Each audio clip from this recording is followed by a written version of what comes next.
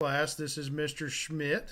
This is my grandfather-in-law, and he is going to be telling you his personal experiences about World War II today. So take it away, Mr. Schmitt. Hi, I'm glad to have this opportunity to speak to Mr. Gottney's history class about my military experience in World War II. My name is Warren Schmitt, and like Mr. Gottney said, he is my grandson-in-law. Perhaps you have learned about World War II from history books, but I'd like to give you a little information about the events leading up to that war.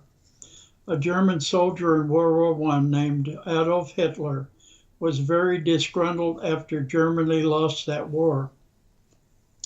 During the 1920s and 1930s, he formed the Nazi Party, whose purpose was to dominate the world.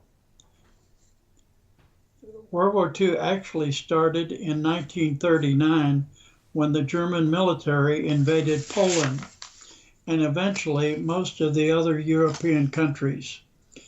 Most of all, Hitler intended to conquer Great Britain, Germany's greatest opponent. The US at that time was determined not to be involved in the war, but all that changed when Japan, an ally of Germany, attacked the US naval base at Pearl Harbor, Hawaii on December 7, 1941.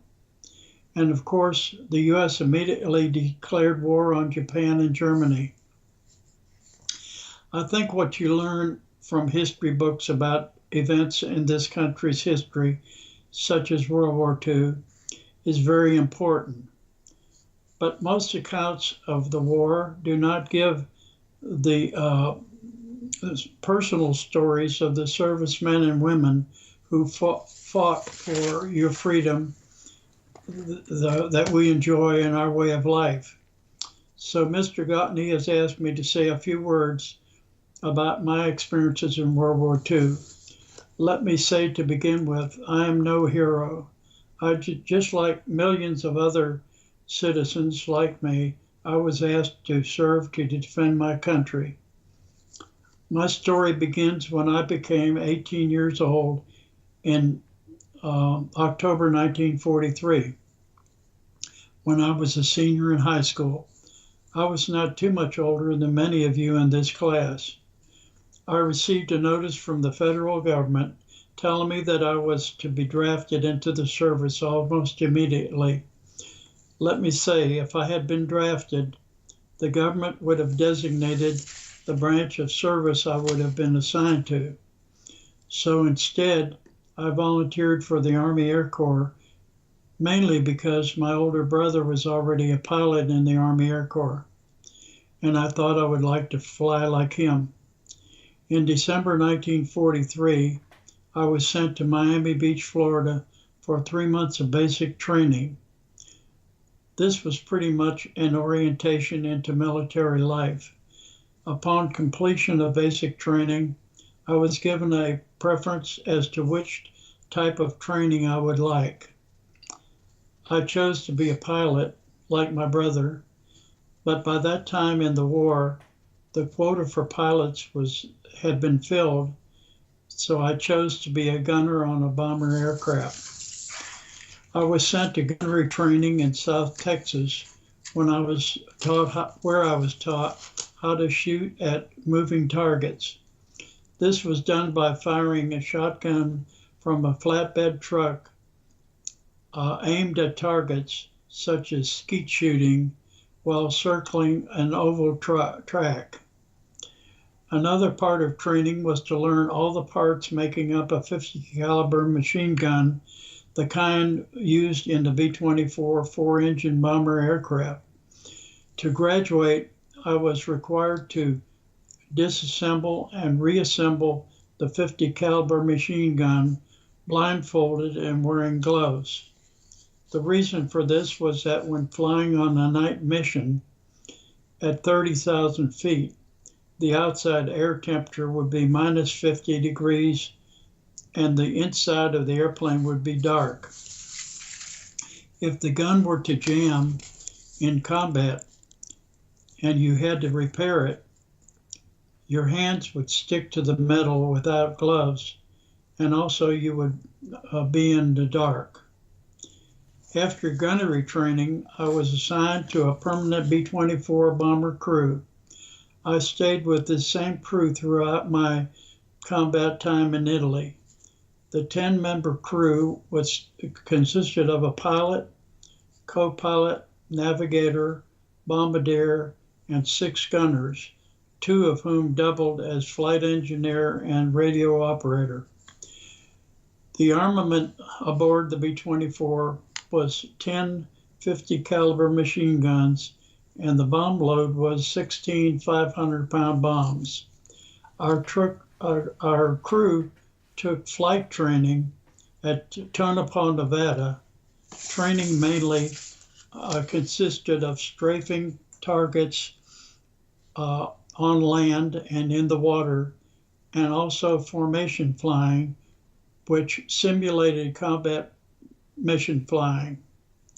It was mainly 6 or 7 airplanes flying wingtip to wingtip. One near disaster happened to us on one flight. While going on a formation flight practice, our pilot was told by the flight controller in the airport tower to take a certain position in the formation of B-24s that was already formed, except for the blank position in the formation. Unfortunately, another B-24 pilot was given the same instructions, and to make a long story short, both B-24s collided. Our B-24 lost a half of the tail assembly, and the other B-24 had an engine ripped out of its wing. Both airplanes were at an altitude of 10,000 feet when the collision occurred, and we immediately went into a 45-degree angle dive. Fortunately, both pilots were able to pull out of the dive at 2,000 feet, and both airplanes landed safely at the airfield. After completing flight training in November 1944, our crew was transported by Liberty ship from Hampton, Virginia to Foggia, Italy, in the southern part of Italy, where our crew was assigned to the 15th Air Force's 456 bomb group. This was about 6 or 7 months before the end of the war in Europe, when the Germans surrendered. During this period, I flew 13 missions with my crew.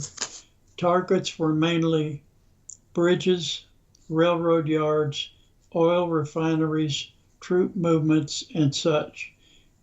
In northern Italy, Yugoslavia, which is now Bosnia, Czechoslovakia, Austria, and Germany. On these missions, we encountered no fighter opposition from the Germans because our earlier bombing missions had depleted their oil supply to the point where they could no longer fly their aircraft. But that was made up for by the amount of anti-aircraft fire from the German guns on the ground. You may have heard it referred to as flak. On one mission over Munich, Germany, our co-pilot and I were struck by pieces of flak. He sustained a head injury, and I was wounded in the right side of my lower body. Fortunately, neither injury was serious enough to keep us from flying the remainder of our missions. Shortly after the German surrender, our crew was assigned to fly a B-24 back to the United States. Following that, I was stationed at Maxwell Air Force Base in Montgomery, close to my family in Birmingham. About 6 months later, on January 2nd, 1946, I was honorably discharged from the service. My rank at the end of my service was Staff Sergeant. The medals I received were the Purple Heart, the American Theater Medal, the European, African, Middle Eastern Theater Medal with 3 bronze stars, the Air Medal, the Victory Medal, the Good Conduct Medal, and the Sharpshooter Medal. I was proud to have served my country. Thank you very much for listening.